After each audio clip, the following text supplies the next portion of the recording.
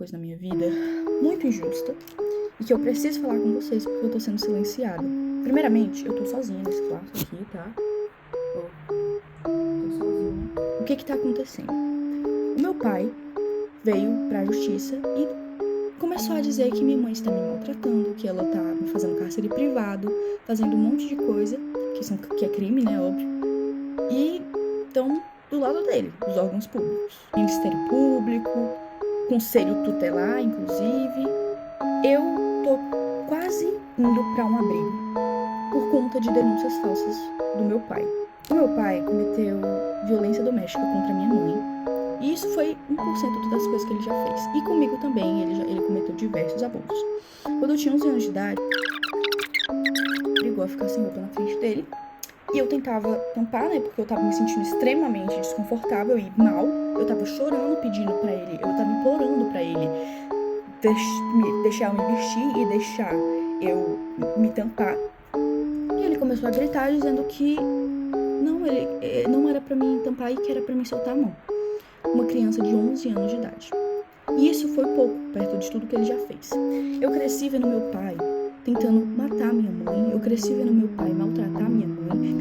E antes que alguém pergunte, por que sua mãe demorou 12 anos pra se separar do seu pai? Porque ele ameaçava matar os meus avós, que são os pais da minha mãe. Muita coisa aconteceu. Enquanto a minha mãe trabalhava, ele ficava trazendo um monte de pessoas pra dentro de casa. Eu ficava sozinha com ele e ele trazia uns amigos dele pra dentro de casa com uma criança, menina dentro de casa. E ele já chegou a quebrar computadores no soco. Ele já chegou a quebrar muitas coisas. Ele quebrava prato, quebrava um monte de coisa. Vidro, pote, ele quebrava tudo tacando na parede, querendo causar medo em mim, na minha mãe.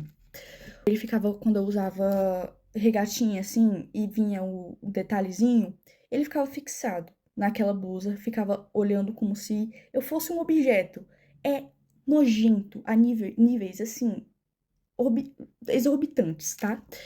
E o que mais me revolta é que os órgãos públicos não acreditam na minha palavra e na da minha mãe. O meu pai já chegou a correr atrás da minha mãe com faca, ameaçando matar ela. Ele já chegou a chegar na minha frente, isso tudo na minha frente. Ele colocava eu e minha mãe no carro e começava a correr em velocidade muito rápida para causar medo. E ele já chegou a quase bater várias vezes o carro, tá? Então, assim, ele tá denunciando a minha mãe, dizendo que ela tá me maltratando, que ela é uma péssima pessoa, uma péssima mãe. Sendo que tudo que ele tá denunciando a minha mãe é coisas que ele fez. Porque ele cometeu os crimes. Ele que me abusou. Ele que me colocava contra a minha mãe, tá? Ele falava que a minha mãe não gostava de mim. Ele falava pra mim que a minha mãe, ela não se importava comigo, sendo que a minha mãe morreria por mim, tá bom? A minha mãe faria de tudo, e ela faz de tudo por mim. Porque desde que eles se separaram, muita coisa aconteceu. Eu entrei em crises que eu tive que ser internada em hospitais psiquiátricos, tá? Eu tive que ser internada em clínicas porque eu tava tentando contra a minha própria vida. Eu tenho ideações suicidas por causa que o meu pai falava assim pra minha mãe: eu vou te enlouquecer até você se matar. Como eu disse, eu tive muitas crises. De todos os traumas que ele me deixou, não tinha como eu não agir diferente. Me desculpa, mas eu não conseguiria não ter crises.